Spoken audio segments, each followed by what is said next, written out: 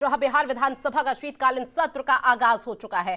5 दिनों का यह सत्र होना है और इसमें जो शुरुआत हुई है वो हंगामेदार रही। जहां शीतकालीन सत्र 13 से 19 दिसंबर तक आयोजित होगा।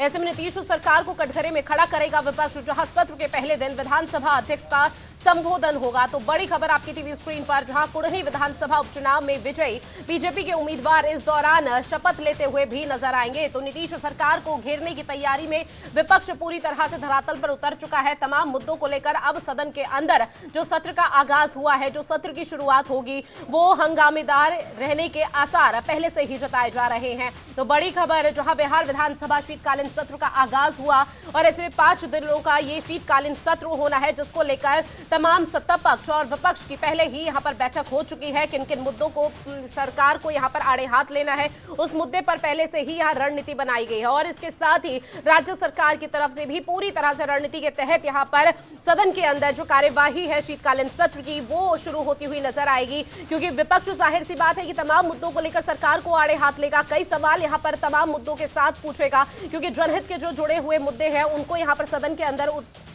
उतारेगा। और ऐसे में राज्य सरकार पूरी तरह से तत्पर है कि किस तरह से विपक्ष के सवालों का जवाब देना है। ज्यादा जानकारी के साथ संवाददाता राजीव श्रीवास्तव हमारे साथ फोन लाइन पर जुड़े हुए हैं। राजीव, शीतकालीन सत्र का आगाज हो चुका है, विपक्ष की क्या रणनीति? बिल्कुल, ये तो बता दें कि जैसे विधान मंडल में आज शीतकालीन सत्र की शुरुआत तो हो गई है, लेकिन इसके साथ ही हंगामेदार भी मतलब की हो रही है, हंगामा भी हो रहा है। और विपक्षी जो पार्टी हैं वो सरकार को लगातार घेर रहे हैं। और बता दें कि ये जो शीतकालीन जो सत्र है वो आज से जो आगाज हो रहा है, ये 19 तारीख तक ये सत्र रहेगा। और इसमें 5 दिनों का ही ये सत्र रहेगा, क्योंकि बीच में शनिवार और रविवार की छुट्टी है। और जहां तक विपक्षी जो पार्टी है वो एनडीए से जब महागठबंधन से हाथ मिलाने के लिए हाथ मिला लिए नीतीश कुमार, और इसको लेकर ही जो विपक्षी जो पार्टी है इस बार जो है वो काफी आक्रामक है। और बताते चले कि विपक्षी जो पार्टी है उनके सामने 3 ऐसे मुद्दे हैं जिसको लेकर वो सरकार को लगातार घेरने का कार्य कर रही है। पहला जो मतलब कि उनका मुद्दा है वो नियुक्ति पत्र का है। बता दें कि एनडीए की जब सरकार थी तो जो उन लोगों का ये कहना है कि जो नियुक्ति पत्र को लेकर मुख्यमंत्री नीतीश कुमार अपना ट्वीट थपथपा रहे हैं। ये ऑलरेडी एनडीए की जो सरकार में वो नियुक्ति पत्र बांटी जा चुकी थी और महागठबंधन की सरकार में वही चीज को फिर से पुनरावृत्ति हो रही है, जो कि अच्छी बात नहीं है। दूसरा जो मुद्दा है वो 2005 में जब एनडीए की सरकार जब थी तो उस समय ये नीतीश कुमार जब मुख्यमंत्री बने थे तो उनका ये कहना था कि राजद की जो सरकार प्रदेश में अब बिल्कुल देखिए राजीव, तमाम मुद्दे हैं जिनको लेकर यहाँ पर विपक्ष पहले से ही रणनीति के तहत सदन के अंदर जो कार्यवाही होगी वहां इन मुद्दों को उठाता हुआ नजर आएगा, जिसके चलते ये साफ तौर पर कहा जा सकता है कि जो सदन का आगाज हुआ है, जो सदन की शुरुआत हुई है, वो हंगामेदार आने वाले समय में भी बनी रहेगी। लेकिन इस बीच राज्य सरकार की क्या कुछ तैयारी है, वो किस तरह से विपक्ष के उन सवालों का जवाब देगा जो विपक्ष जिन मुद्दों के तहत यहाँ सदन के अंदर उतरा है?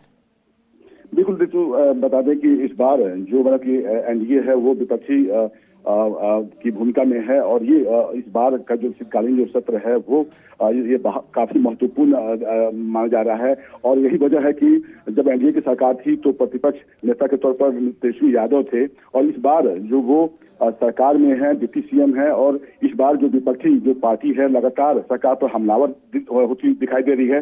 तो तेजस्वी यादव के लिए बहुत बड़ी चुनौती मतलब की होगी कि सरकार को घेरने को लेकर जो रणनीति जो बना रही है विपक्षी पार्टी, उसका जवाब देना। बताते चले कि इस बार जो मतलब कि एक और भी अहम बात से आ रही है कि अनुपूरक बजट जो है वो मतलब कि पेश किया जाना है।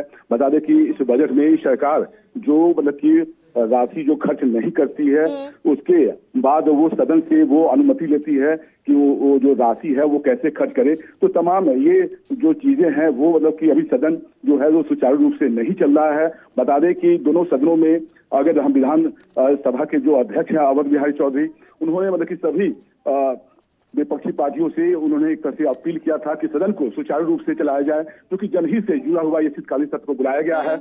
और ऐसे में अगर हंगामा अगर ये होगा तो कैसे मतलब कि ये जो सत्र है उसको सुचारू रूप से हम लोग करेंगे, क्योंकि कई विधेयक जो है वो मतलब कि बुलाए जाने हैं और ऐसे में जो विपक्षी जो पार्टी है वो सदन से बाहर निकलकर लगातार मुख्यमंत्री नीतीश कुमार के विरुद्ध नारेबाजी कर रही है और सरकार की जो खामियां हैं उसको गिनाने में लगी है। ऋतु, इस बीच ये भी जानेंगे, जिस तरह से आपने चूंकि जिक्र किया है यहाँ पे अनुपूरक बजट का, तो ऐसे में अनुपूरक बजट की जो राशि है वो क्या कुछ सम्मेलन में कि पीएम मटेरियल है इनको दिल्ली भेजा जाए, आप मानते हैं ऐसा कि मुख्यमंत्री नीतीश कुमार पीएम मटेरियल? असल में सवाल के पहले ये सवाल खड़ा जो हो रहा है, अभी तो आने वाले दिनों में अलायंस पार्टनर्स की बैठक होनी है, देश भर में एक एका बनाने की आवश्यकता है।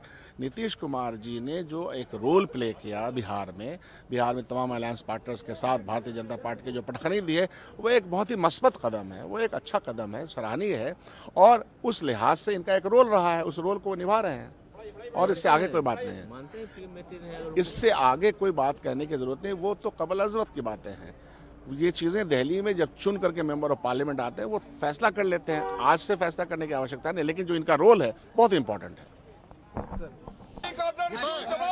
और देखिए लगातार तस्वीरें आपके साथ साझा कर रहे हैं जहां सदन के बाहर किस तरह से विपक्ष यहां पर हंगामा उठाता हुआ नजर आ रहा है। और इस बीच आप जेडीयू नेता श्रवण कुमार को भी सुन रहे थे, जहां उनका साफ तौर पर कहना कि नीतीश जिस तरह से राज्य में सरकार को संचालित कर रहे हैं, जिस तरह से वो सरकार को चला रहे हैं, वो एक अच्छा कदम है। ऐसे में आम जनमानस की जो तमाम यहाँ पर मुद्दे हैं उसको ध्यान में रखा जा रहा है और लगातार जनता के प्रति यहाँ पर सजग भी राज्य सरकार है। और ऐसे में वो एक बार फिर से नीतीश सरकार की तारीफ करते हुए नजर आए और साफ तौर पर कहा कि आने वाले समय में भी नीतीश सरकार सदन में जो कार्यवाही चलेगी, जो भी विपक्ष के सवाल होंगे उसका जवाब देते हुए नजर आएंगे। तो बड़ी खबर लगातार आप तक पहुंचा रहे हैं, जहां 5 दिन का शीतकालीन सत्र का आगाज अब हो चुका है। ऐसे में आपको बता दें कि आज सदन की जो कार्यवाही होगी वो हंगामेदार रहेगी, इस तरह के कयास लगाए जा रहे हैं। ये आरक्षण के मूल भावना और संविधान के मूल भावना के आरक्षण के मूल अवधारणा के खिलाफ है। स्वर्ण आरक्षण के खिलाफ बिहार विधानसभा से प्रस्ताव पारित हो, हम अपनी सरकार से आज हम लोग डिमांड रखेंगे।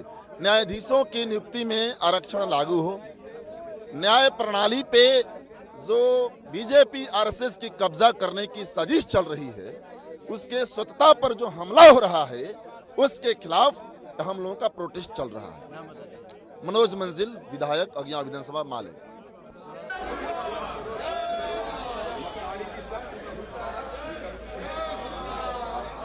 तौर पर कहना कि जो आरक्षण को लेकर लंबे समय से मांग यहां पर की जा रही थी उसको सदन के अंदर यहां पर रखेंगे। और साथ ही इन्होंने कहा, विधायक ने, कि न्यायाधीशों की नियुक्ति है उस पर भी आरक्षण हो। इस तरह की मुद्दे यहां पर सदन के अंदर उठाते हुए नजर आएंगे। और जो नाराजगी है इन तमाम विधायकों की, जो सदन के अंदर कार्यवाही होगी उससे पहले इस तरह से हंगामा हल्ला बोल यहां पर राज्य सरकार के खिलाफ किया जा रहा है। और ऐसे में बैनर पोस्टर भी लेकर चल रहे हैं, जहां उन्होंने कई मांगों को लेके हुए साफ तौर पर कहना है कि एनडीए की 2.5 लाख सरकारी बहालियों को पूर्ण करो।